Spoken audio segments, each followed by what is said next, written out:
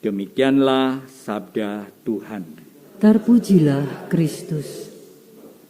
Ya, saudara sekalian, ini permainan kata-kata tapi mempunyai makna yang dalam. Sebenarnya kalau Anda memperhatikan beberapa hari ini, firman Tuhan Injil berbicara tentang Injil Matius yang mengajarkan bagaimana sikap yang terbaik untuk mengikuti Yesus.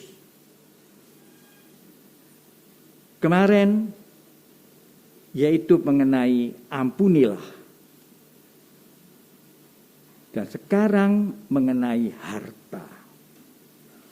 Kalau kita lihat, kita bisa belajar banyak untuk mengubah, menyempurnakan sikap hidup. Itu yang paling penting. Bukan apa yang dikerjakan, tapi bagaimana menyikapi apa yang kita kerjakan. Itulah jalan iman. Di sini kata harta. Harta memang tidak cocok kalau dikatakan surga. Karena harta itu biasanya materi. Tetapi mengapa, bagaimana menggandengkan harta yang materi itu dengan tanda kutip harta yang di surga? Ini yang bisa membuat manusia salah mengerti, bahkan munafik. Maka di sini jelas mau dikatakan, yang perlu adalah adanya suatu kesatuan, kesinambungan antara harta yang kita cari di dunia ini dengan ya tanda kutip itu harta yang di surga. Harus ada kesinambungan, bukan lalu mengatakan yang terpenting ini, yang terpenting itu, itulah yang menjadi munafik.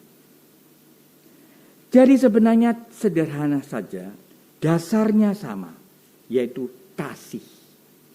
Bagaimana kasih ini benar-benar ada pada diri manusia, supaya kasih yang ada di diri manusia ini bukan sesuatu yang mandek, sesuatu yang berhenti, tapi bisa berkembang. Untuk mengembangkan kasih itu yang Tuhan berikan itu memakai harta duniawi ini. Jadi yang mau dikatakan itu menurut permenungan saya, bagaimana kita membuat harta di dunia ini, kekayaan dan semuanya, dan juga kemiskinan, tidak menjadi sesuatu yang fatal, sesuatu yang nanti akan menghancurkan kehidupan kita. Bukan hartanya itu, tetapi bagaimana menyikapi orang itu terhadap harta. Bagaimana hatinya. Misalnya kalau orang itu bekerja mencari uang, itu sesuatu yang penuh rahmat. Tetapi di dalam mencari uang itu, hatinya hanya tamak. Yang penting adalah aku menjadi lebih kaya, lebih kaya. Apakah orang tidak boleh lebih kaya? Itu yang sering. Siapa yang bilang tidak boleh? Tetapi bagaimana kekayaan yang aku terima ini bisa menjadi sekaligus jalan rahmat. Kalau tidak lepas dari kasih. Banyak orang memang kemunafikannya itu bukan barang jahat, tapi membuat dia mengaburkan. Aku sudah memberi ini, aku sudah memberi itu, aku sudah membangun gereja. Itu sesuatu yang suci. Selama kalau dia berbuat itu bukan untuk kemuliaan dirinya, tapi kemuliaan Allah.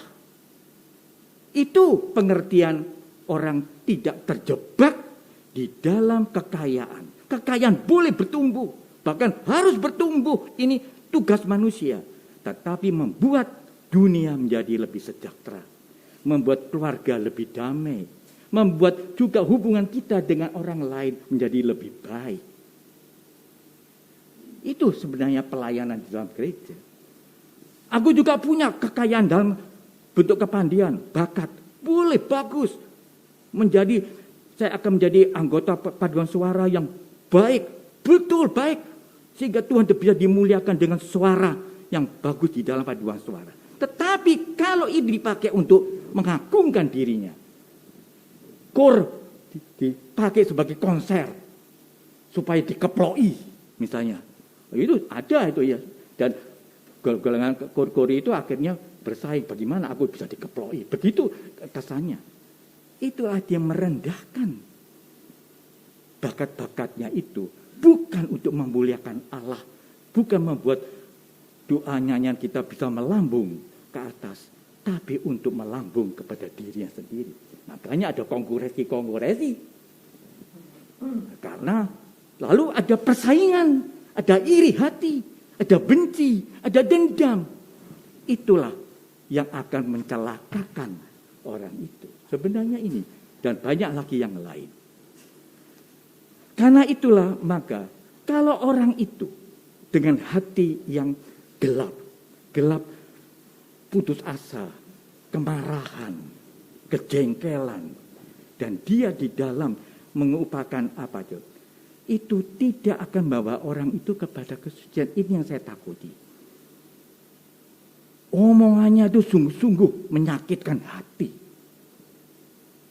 Sekalipun dia itu penyumbang yang besar. Dan gereja seringkali terjebak dengan menghormati orang penyumbang yang besar itu. Tapi kalau jujur, ketulusannya gimana? Makanya janda yang miskin tulus, bukan kemiskinan, tapi kemiskinan hatinya terutama para janda itu. Artinya dia tulus untuk memberikan seluruh apa yang dia miliki. Itu simbolnya. Dan mengapa Yesus juga masih memberikan persyaratan kepada orang yang kaya? Bukan orang yang kaya tidak bisa seperti janda yang tulus ini. Tetapi kalau dia memberikannya adalah kelebihannya, kesempatannya saja, sudah cukup segini aja. Walaupun itu cukup segini aja, itu sudah bisa jutaan. Tapi hatinya, sedangkan janda memberikan apa adanya itu. Anda melihat semua rentetan dari firman Tuhan di dalam bacaan hari-hari itu. Sangat menarik. Tentang mengampuni juga. Tentang bagaimana berdoa yang baik. Sehingga kita sekalian makin disempurnakan. Bukan kita orang jajah, makin disempurnakan. Dan makin disempurnakan, hati kita menjadi lebih damai. Suka mengampuni orang lain. Tidak ngerasani, dia gosip-gosip, di muka baik, di belakang ngilok-ngilok.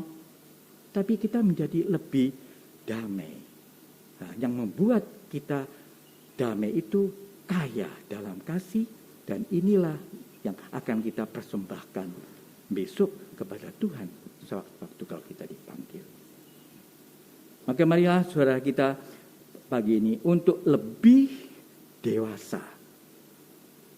Di dalam dan bertanggung jawab kita di dalam hidup pelayanan di gereja, dimanapun dia berada, lebih disempurnakan. Anda sudah baik, saya andaikan kita sudah baik, tetapi kita mungkin lebih disempurnakan. Jangan puas dengan baik yang tinggal secara manusiawi. Dan bahaya manusia adalah keserakahan, kerakusan. Tidak tahu berterima kasih, iri hati, dendam. Itu yang membuat hati hidup tidak damai. Damai adalah orang yang betul-betul tahu memberikan yang baik kepada sesama dan juga kepada untuk Tuhan. Semoga sikap ini disempurnakan oleh Ekaristi yang kita rayakan sebagai contoh Yesus memberikan penderitaannya karena kasih agar supaya manusia bisa menerima keselamatan melalui komuni kudus melalui tubuh Kristus. Dengan sikap iman ini kita akan merayakan Ekaristi Kudus siang hari ini. Amin.